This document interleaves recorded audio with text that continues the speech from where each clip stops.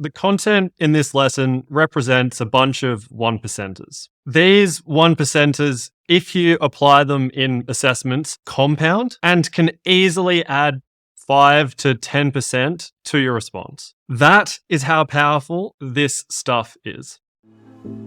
Everything you need to easily pass English ATAR. English ATAR made simple. Powered by Saints Coaching. Welcome.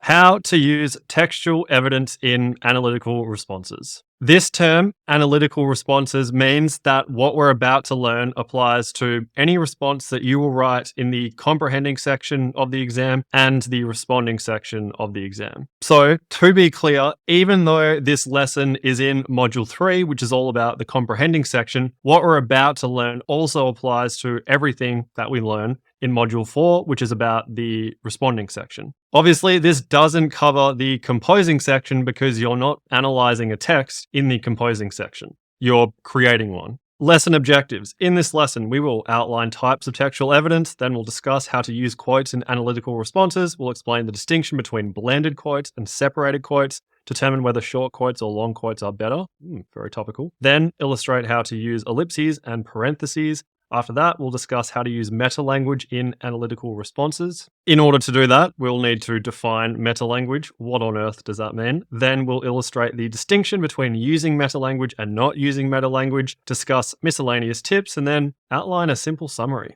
Starting with types of textual evidence. These are the two main things that we'll be discussing in this lesson. Our first type, they're quotes, and our second type is meta-language. The relevance of each type of textual evidence depends on the type of text that you're analyzing. For instance, quotes are relevant in written texts, like a feature article. Quotes and meta-language are relevant in multimodal text because they comprise visual elements and written elements, such as a book cover. And then meta-language is relevant to visual text, such as a photograph. Don't worry if you don't really understand what this last point means about meta-language. As we saw in the lesson objectives, we'll be going through what that means later. All of that stuff is relevant to the comprehending section, and it's a pretty similar case for the responding section. If you're analyzing a written text, you will be looking at quotes as the type of textual evidence. For instance, if you're analyzing a novel. And similarly, for multimodal text, you'll be looking at quotes and meta-language as your two types of textual evidence. And an example or a use case of that would be a film. There's nothing in this cell for responding section and visual text because a purely visual text, one that doesn't have written elements, such as a photograph of a tree, that is not something that you would really analyze in the responding section. You wouldn't analyze a photograph of a tree in an essay in the responding section.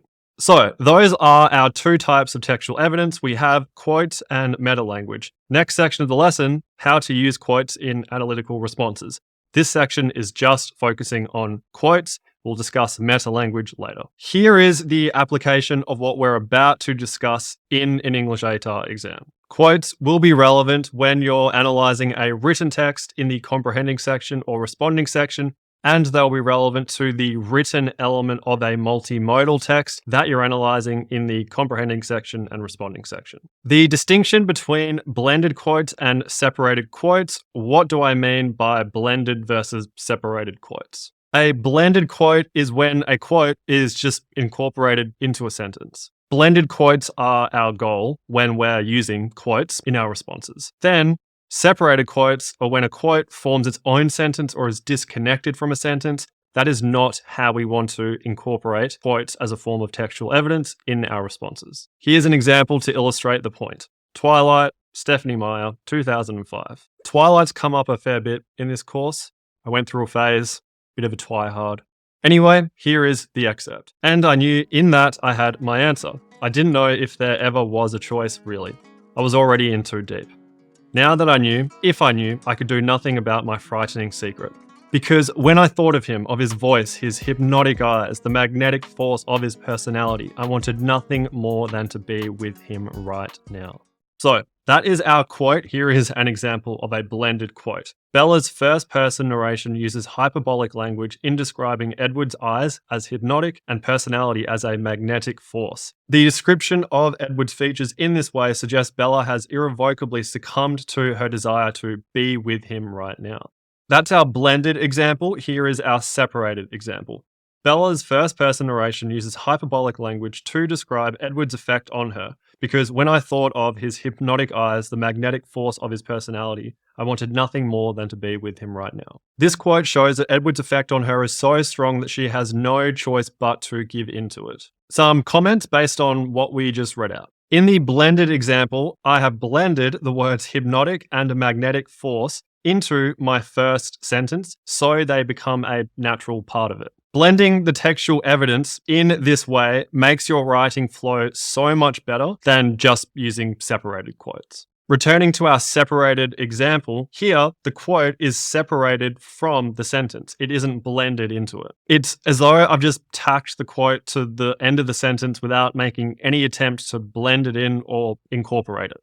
Separating textual evidence in this way makes your writing disjointed and less succinct. Here's another example that illustrates the difference between blended and separated quotes. We've got The Handmaid's Tale, written by Margaret Atwood and published in 1985. This is our excerpt. I used to think of my body as an instrument of pleasure or a means of transportation or an implement for the accomplishment of my will. Now the flesh arranges itself differently. I'm a cloud congealed around a central object the shape of a pear, which is hard and more real than I am and glows red within its translucent wrapping. And here is an example of how you could blend parts of that excerpt into a response. Offred contrasts how she used to think about her body with how she feels about it now. Before the uprising of Gilead, Offred regarded her body as an implement for the accomplishment of her will, a vessel that empowered her to achieve. Now, Offred describes her body as a cloud, as though everything besides its central object, her womb, is a thin veil of nothingness concealing the only thing that matters. That's our blended example. Here is our separated example. Offred internalizes Gilead's attitude towards women. I'm a cloud, congealed around a central object, the shape of a pear, which is hard and more real than I am, highlights this because it describes how Offred thinks about her body. Some comments based on those two examples. In the blended example, I blended the words cloud and central object in the last sentence and explained their meaning. On the other hand, the separated example, I've just thrown in this quote without explaining why it describes how Offred thinks about her body, nor which parts of this quote are significant. It's like I'm just throwing the quote in there to make my response look longer. We've all been there, but the markers can see through it. And our final example of blended and separated quotes is Gone Girl, written by Gillian Flynn and published in 2012. And our excerpt is, that night at the Brooklyn party, I was playing the girl who was in style. The girl a man like Nick wants. The cool girl. Men always say that as the defining compliment, don't they? She's a cool girl. Being the cool girl means I am a hot, brilliant, funny woman who adores football, poker, dirty jokes and burping, who plays video games, drinks cheap beer, because cool girls are, above all, hot. Hot and understanding. Cool girls never get angry. They only smile in a chagrined, loving manner and let their men do whatever they want. Here's how you could blend parts of that excerpt in a response. Amy reveals her thoughts about the woman she was playing when she met Nick, the cool girl. Amy describes the cool girl as a woman who adores stereotypically masculine interests such as football, poker, dirty jokes, and video games, never gets angry, and lets their man do whatever they want. Amy's remark that the cool girl and the traits she embodies was in style can be read as a criticism of antiquated patriarchal perspectives towards women, namely that women should be submissive to men. And our separated example. I was playing the girl who was in style, the girl a man like Nick wants, the cool girl, conveys that Amy embodied a persona to be someone a man like Nick wants. Some comments. Our blended example blends multiple keywords from the excerpt into the response. Further to that, it also explains the effects of those key parts of the excerpt. On the other hand, our separated example, the quote is just thrown into the first part of the sentence without any introductory words.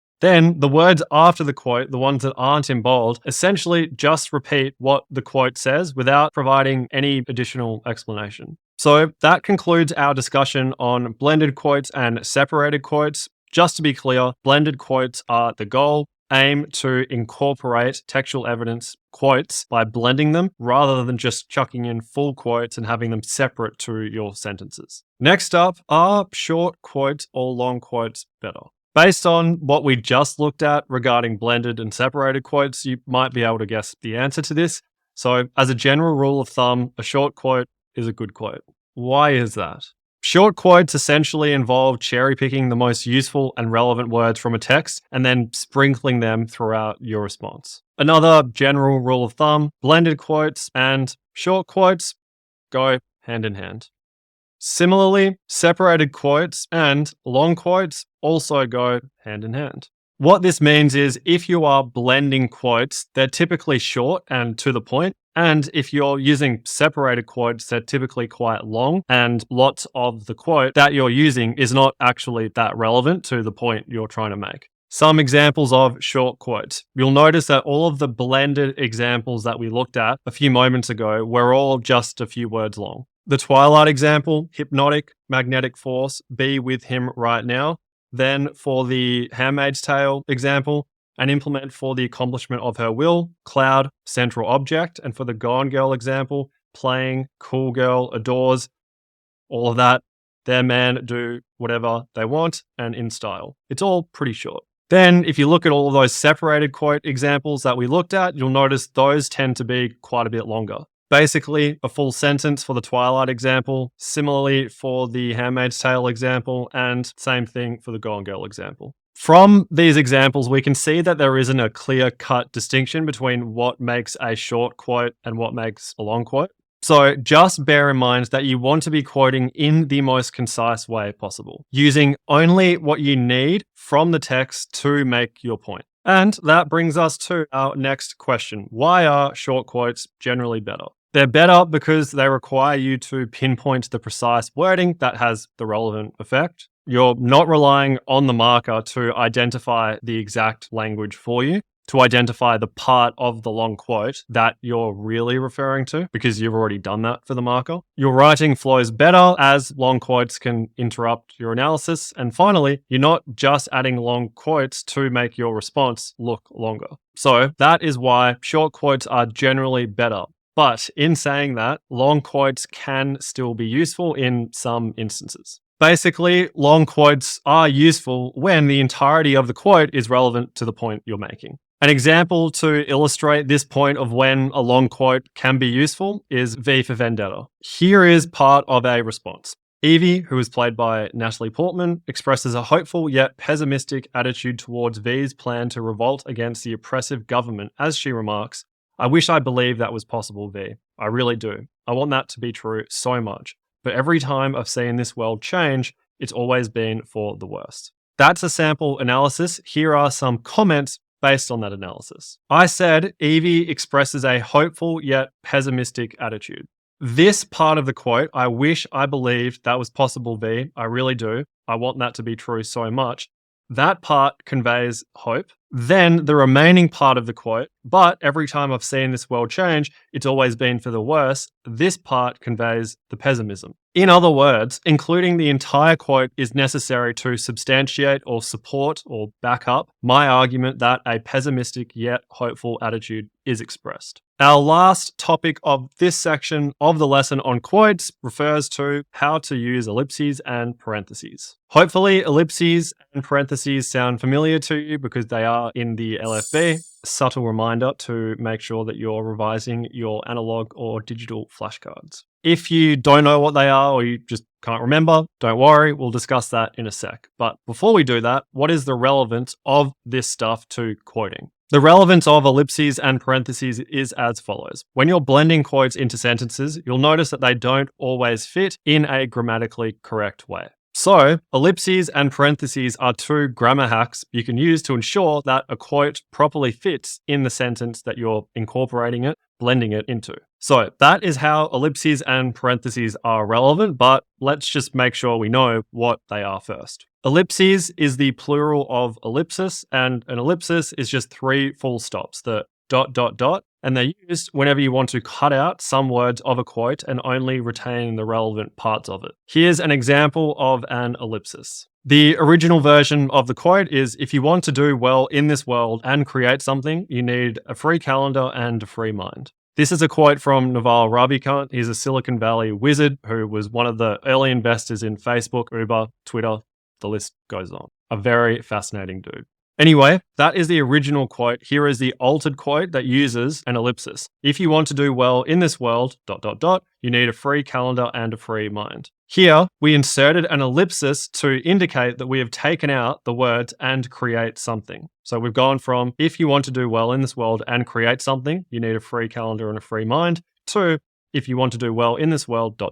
you need a free calendar and a free mind. Those are ellipses and an example of an ellipsis. Let's check out parentheses. What is a parenthesis? Parentheses, they're essentially just square brackets, and they're used whenever you need to make a small change to the quote to ensure it is grammatically correct or add an important piece of information. Let's take a look at an example of a parenthesis. Here's the original quote. The path is a spiral. We have already climbed many steps. And this comes from Siddhartha, written by Hermann Hesse. This is our original quote, and this is our altered quote that uses a parenthesis. The path of life is a spiral. We have already climbed many steps. We saw earlier in our definition of a parenthesis that they're used whenever you want to ensure a quote is grammatically correct or add an important piece of information. In this case, our original quote is, the path is a spiral. We have already climbed many steps. And over here, we've added the path of life in parentheses is a spiral. We have already climbed many steps.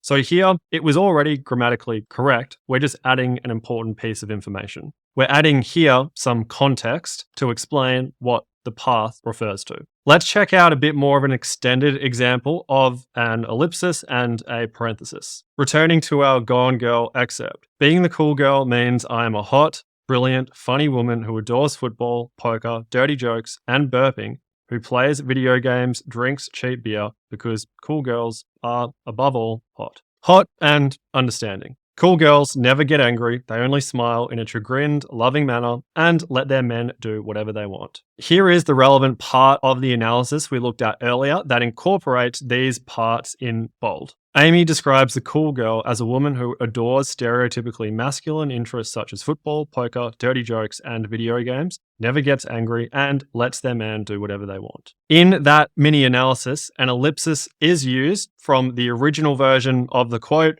football, poker, dirty jokes, and burping, who plays video games. Then it's converted, an ellipsis is used to make it into football, poker, dirty jokes, and ... ellipsis, video games. If the original quote wasn't altered through the use of an ellipsis, it would read as follows.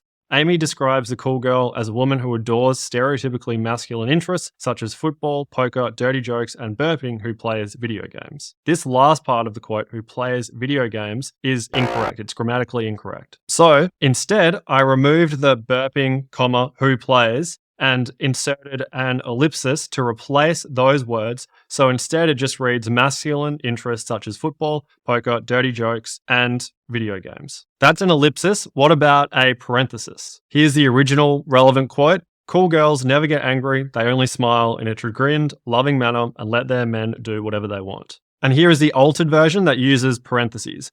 Never gets angry and lets their man do whatever they want. If the original quote wasn't altered through the use of a few parentheses, it would read as follows. Amy describes the cool girl as a woman who adores stereotypically masculine interests such as football, poker, dirty jokes, and video games, never get angry, and lets their men do whatever they want. The grammar here is incorrect. Dirty jokes, video games never get angry. In the altered version, we inserted a parentheses after the T of get and put an S, so it becomes never get angry. And for here, we replace the E with an A, so instead of lets their men do whatever they want, because we're describing the cool girl, singular, we're saying lets their man do whatever they want. And that wraps up our discussion on how to use quotes in analytical responses.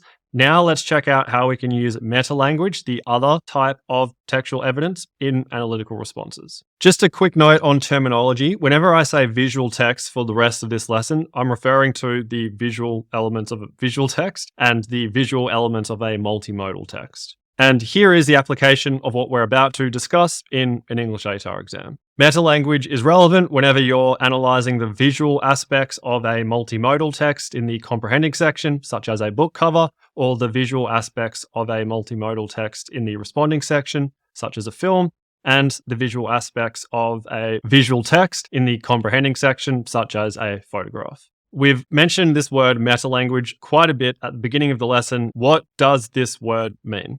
Here is the SCARSA definition. Language used to discuss language. For example, language used to discuss film or literary study, such as mise-en-scene, symbolism, characterization, or language used to talk about grammatical terms, such as sentence, clause, conjunction. We're going to use the first sentence of this definition as our own overarching one. Meta-language is language used to discuss language. I know that's not particularly helpful, but the examples that we're about to look at will clarify what this means. In essence, though, when you see this word meta-language, you should think I should use the terminology in the LFB to describe aspects of visual text. Why is meta-language important? The answer to this question is easiest to understand when we compare it to using quotes in analytical responses. When you're referring to quotes from a written text, you're repeating certain words from that text and then explaining the effect of them. However, you can't repeat certain words of a visual text because there aren't any words in a visual text. With that being said, the equivalent of quoting for visual text equals just describing the relevant part of the text. And this can be done in two ways. Firstly, you can do it with meta-language, and secondly, you can do it without meta-language. Obviously, option one is the way to go. Don't just take my word for it. Let's take a look at some sample responses that illustrate why using meta-language is the better alternative to not using meta-language. Example number one, explain the visual element that has the greatest effect on your interpretation of this image, and it's a black and white version of the movie poster for the movie Men, Women, and Children, came out in 2014. Here's part of a sample response that uses meta-language. Juxtaposition has the greatest effect on my interpretation of the image, which is that the male and female subjects in the midground feel isolated in the hyper-connected world in which they live. Lighting, gestures, and proximity juxtapose the subjects and the people surrounding them. In this version of the response that uses meta-language, juxtaposition, subjects, midground, lighting, gestures, proximity, juxtapose, subjects, those are all examples of meta-language. You'll see all of those in the LFB. And here is an example of the response that doesn't use meta-language. The contrast between the male and female characters, the central characters, and the other characters in the image has the greatest effect on my interpretation of it, being that the central characters feel isolated in the hyper-connected world in which they live. This contrast is depicted in the image by the way in which the central characters stand out among the crowd, how they are holding each other, and how they are together compared to the other people. One important thing to note about this version of the response that doesn't use meta-language is purely just how much longer it is, even though it's just saying basically the same thing as the version with meta-language. So the point I'm trying to make here is that using meta-language makes your writing more succinct and more concise. For the example of the movie poster, juxtaposition is a better word to use than contrast. Subjects is a better word to use than characters. Lighting is a better word to use than characters stand out among the crowd. And gestures is a better word to use than how they are holding each other. And also this one that I didn't put in bold for some reason, proximity is a better word to use than how close they are together. Markers really want to see you use meta-language. It shows that you know how to analyze texts. Example number 2 is Whiplash. One of my favorite movies of all time, came out 2014, directed by Damien Chazelle. It relates to the following question from the responding section of the 2016 WACE exam. Reflect on how at least one text works to challenge or endorse a controversial perspective. The scene that we're going to analyze is linked in the resources tab below the video. Give it a watch. I'll see you when you come back. A heads up, it is bloody intense. Pretty hectic, hey? If you haven't seen the movie, imagine an hour and 40 minutes of that scene. The whole thing is intense. So here is a response that uses meta-language. We're only going to look at part of this body paragraph, but the full-length body paragraph is in the PDF study notes. The absence of non-diegetic sound heightens the intensity of these remarks and the realism of the scene. Moreover, close-up camera shots accentuate each character's facial expression and make the audience feel part of the action. Shot, reverse shot, editing cuts alternate between a low-angle shot depicting Fletcher and his unadulterated aggression staring directly at Andrew, and a high-angle shot depicting Andrew as he looks down to avoid Fletcher's gaze. The meta-language in this response is in bold, and this is a version of the response without meta-language. The absence of music and sound effects heightens the intensity of these remarks and the realism of the scene. Moreover, the camera is close to each character's face throughout the encounter, making the audience feel part of the action. The camera alternates between looking up at Fletcher and looking down at Andrew as he attempts to avoid looking at Fletcher. The words in bold in this version of the response should be replaced with meta-language, the words that follow in parentheses. Non-diegetic sound, probably a better alternative than music and sound effects. Camera is close, should use close-up camera shots. Character's face, should use facial expressions, so on and so forth. Anyway, the point of going through those two examples is to highlight the following key takeaway. Failing to use meta-language when describing an aspect of a visual text is like failing to write in Icelandic in a written assessment for your Icelandic class. In the lesson on language features in Module 2, I said that just like there are multiple spoken languages like Swedish, Polish, Icelandic, there are multiple languages in the context of English ATAR, and they're best categorized as written language. We can pretend that one is Swedish, visual/multimodal language, and we can pretend that one is Icelandic, and lastly, auditory language, and we'll pretend that one is Polish. Now, I want you to imagine that you're studying Icelandic at school, and you have to write an in-class essay in Icelandic for that subject. But because you don't know any Icelandic, you just end up writing the Icelandic essay in English. Unsurprisingly, you don't end up getting a very good result for that essay because it wasn't very hard for the teacher to identify that you literally wrote the essay in the wrong language. That is how I want you to think about the difference between describing evidence from a visual text with meta-language versus describing evidence from a visual text without meta-language. Using meta-language is like you're using Icelandic for the Icelandic essay. Not using meta-language is like you don't use Icelandic in the Icelandic essay. So if you don't think you can write in Icelandic, make sure you're consistently reviewing your digital or analog language features flashcards as per the activities from the lesson on language features in Module 2. I've said it a million times, I'm going to say it again. Learning language features is a non-negotiable to comfortably passing English ATAR. If you don't keep up with revising those flashcards, you're doing yourself a massive disservice and risking failing English.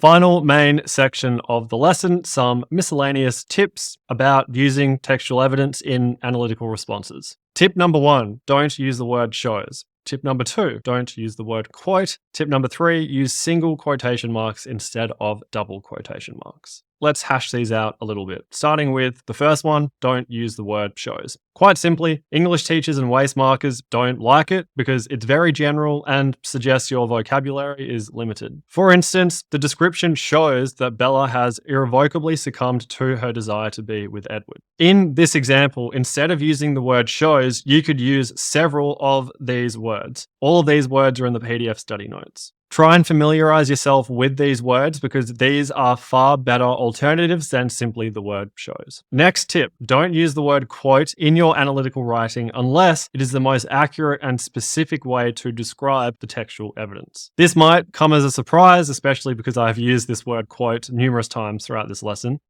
But you'll note that I didn't use it in any sample response that I marked as correct. To explain this a little bit further, the word quote is an inaccurate way to describe a piece of textual evidence unless that evidence is a quote in the text. Let's take a look at some examples. Firstly, Forrest Gump says, "Life is like a box of chocolates. You never know what you're going to get." This quote suggests that life is full of beautiful surprises that can't be predicted. In this example, the word quote is not an accurate or specific way to describe the textual evidence. The following words are more accurate and more specific. Simile, life is like a box of chocolates. Statement, remark, and comment. All 4 of those examples are more specific ways to describe this piece of textual evidence than simply quote. Example number 2. In his book, Atomic Habits, great book, James Clear notes that you should be far more concerned with your current trajectory than with your current results. This quote asserts that we should be focused on where we are going, not what we have achieved. Once again, the word quote is not an accurate or specific way to describe the textual evidence. The following words are more accurate and more specific: statement, remark, comment, belief, suggestion, and theory. Final example for this tip: abandoned, chosen, special. Those concepts became part of who Jobs was and how he regarded himself. His closest friends think that the knowledge that he was given up at birth left some scars. I think his desire for complete control of whatever he makes derives directly from his personality and the fact that he was abandoned at birth, said one longtime colleague, Del Yocham. That excerpt is from the biography Steve Jobs, written by Walter Isaacson, and this is easily one of my favorite books. It's on the shelf. That's the excerpt. This is what I have to say about it. Isaacson includes a remark from one of Steve Jobs' longtime colleagues, Del Yocham, who thinks Steve's desire for complete control of whatever he makes derives directly from his personality and the fact that he was abandoned at birth. This quote highlights that Steve's obsession with end-to-end control over the products that Apple made was directly linked to his lack of control as an infant when he was given up for adoption. The word quote in this example is an accurate and specific way to describe the textual evidence because it is a quote in the text. These words here, from desire to birth, it is actually a quote in the original text that we see here: desire, birth. Because it is a quote in the text, Steve Jobs, it is accurate for me to describe it as a quote in my analysis. In other words, don't describe the evidence as a quote unless it is a quote in the text. Our final tip: use single quotation marks instead of double quotation marks. This is a convention of Australian and British English. In the US, the convention is to use double quotation marks. To be honest, waste markers probably wouldn't penalize you for using one or the other. I'm sure they use double quotation marks all the time, but it doesn't hurt to know what the correct one is. The asterisk here implies there is an exception, and our exception is you should use double quotation marks for a quote within a quote. Examples: Falcon said to Captain America, on your left, single quotation marks is accurate there. Falcon said to Captain America, on your left, this one is wrong, uses double quotation marks. This isn't a quote within a quote. Final example. This is a sentence from The Subtle Art of Not Giving a Fuck by Mark Manson, 2016. You guessed it. In an interview in 1994, Best said, "I'm happier than I would have been with the Beatles. What the hell?" Here's a relevant excerpt of a response. In Chapter 4 of his book, The Subtle Art of Not Giving a Fuck, Mark Manson contemplates the value of suffering. Manson recounts the story of Pete Best, an original Beatles member who was fired and replaced by Ringo Starr, and writes, in an interview in 1994, Best said, "I'm happier than I would have been with the Beatles." Here is an example of a quote within a quote. I'm quoting from here to here from this example, from in an interview to what the hell. But within this quote is another quote from Pete Best, an original Beatles member, that has, "I'm happier than I would have been with the Beatles." In this instance, when there is a quote within a quote, use double quotation marks and use single quotation marks around that quote. All right, that is all the main content for the lesson. Here is a simple summary of it. First main part of the lesson, we discussed types of textual evidence. There are two types. There are quotes and meta-language. Quotes you should use when you're referring to textual evidence from written text, and you should use meta-language when you're referring to textual evidence from visual texts. We then discussed how you can use quotes in analytical responses. Firstly, we discussed the distinction between blended quotes and separated quotes. A blended quote is when a quote is incorporated into a sentence, and a separated quote is when a quote forms its own sentence or is disconnected from a sentence. And we should always aim to use blended quotes. We then asked this question: are short quotes or long quotes better? And in general, a short quote is a good quote. Then we learned that blended quotes and short quotes go hand in hand, like separated quotes and long quotes go hand in hand. We also discussed that short quotes are generally better than long quotes because they get straight to the point. Long quotes are useful when the entirety of the quote is relevant to the point you're making. We then discussed how you can use ellipses and parentheses. Ellipses are just 3 full stops, and they're used whenever you want to cut out some words of a quote and only retain the relevant parts. For example, football, poker, dirty jokes, and burping, who plays video games. We go from that original version of the quote to this altered version. football, poker, dirty jokes, and video games. On the other hand, parentheses, they're square brackets and they're used whenever you need to make a small change to ensure the quote is grammatically correct or add an important piece of information. An example, we have the original version of the quote, "Cool girls never get angry, they only smile in a chagrined, loving manner and let their men do whatever they want." We go from that original version to this altered version. Never gets angry and lets their man do whatever they want. Here we've used parentheses to put an S after get and to replace the E in men with an A to make it man. That was our discussion of quotes, using quotes as textual evidence in analytical responses. We then shifted to how we can use meta-language, the other type of textual evidence in analytical responses. Firstly, we discussed our definition of meta-language, and that is just language used to discuss language. An important note here, you should use the terminology in the LFB to describe aspects of visual text. That's essentially what meta-language is getting you to do if we're talking about practical application. From there, we looked at the distinction between using meta-language and not using meta-language. And we highlighted here that the equivalent of quoting for visual text is just describing the relevant part of that text using meta-language. A key takeaway, failing to use meta-language when describing an aspect of a visual text is like failing to write in Icelandic in a written assessment for your Icelandic class. Finally, we discussed some miscellaneous tips. First tip was don't use the word shows. Second tip was don't use the word quote. And third tip was use single quotation marks instead of double quotation marks, unless you are quoting within a quote, in which case use double quotation marks for the quote within a quote.